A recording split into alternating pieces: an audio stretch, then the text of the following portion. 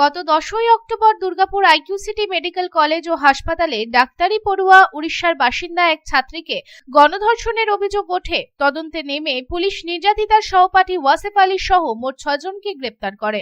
বৃহস্পতিবার দুর্গাপুর আদালতের বিচারক লোকেশ পাঠকের এজলাসে সাক্ষী দিতে আসেন পুলিশের সাব ইন্সপেক্টর মোহাম্মদ আফজাল রাজা।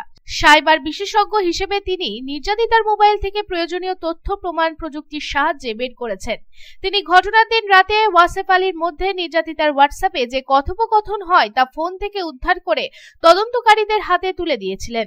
জানা যায়, বিচারকের নির্দেশ অনুযায়ী আদালতের ওয়াইফাই সংযোগ ব্যবহার করে নির্যাতিতার ফোন খোলেন তিনি। ঘটনার দিন অর্থাৎ 10ই অক্টোবর নির্যাতিতা ও তার সহপাঠীর মধ্যে কথোপকথন ফোন থেকে উদ্ধার করে পুলিশকে দেন। এছাড়া 73 পাতার কথোপকথন তথ্য এবং প্রোফাইলের 3টি পাতাও সংগ্রহ করে দেন। তবে তিনি দাবি করেন, সাইবার বিশেষজ্ঞ হিসেবে নয়, তিনি সাইবার থানায় কর্মরত প্রশিক্ষণ নেওয়া পুলিশ কর্মী হিসেবে এই কাজে যুক্ত হয়েছিলেন। তবে এই তথ্য সংগ্রহের প্রক্রিয়া নিয়ে প্রশ্ন তুলেছেন অভিযুক্তের আইনজীবী। তথ্য পুনরুদ্ধারের সময় পর্যন্ত সেটি ফরেনসিক রীতি মেনে সুরক্ষিত রাখা ছিল কিনা, ওয়াইফাই বা ইন্টারনেট সংযোগ ছাড়া ব্লুটুথের মাধ্যমে তথ্য মোবাইল থেকে স্থানান্তর করা সম্ভব ছিল কিনা সেসব জানতে চান। তবে সাইবার থানার সাব ইন্সপেক্টর মোহাম্মদ আফজাল রাজা জানান তা সম্ভব ছিল, তবে তাতে দীর্ঘ সময় লেগে যেত। তবে এখন দেখার বিষয় এই ঘটনা আর কতদূর পর্যন্ত এগোয়।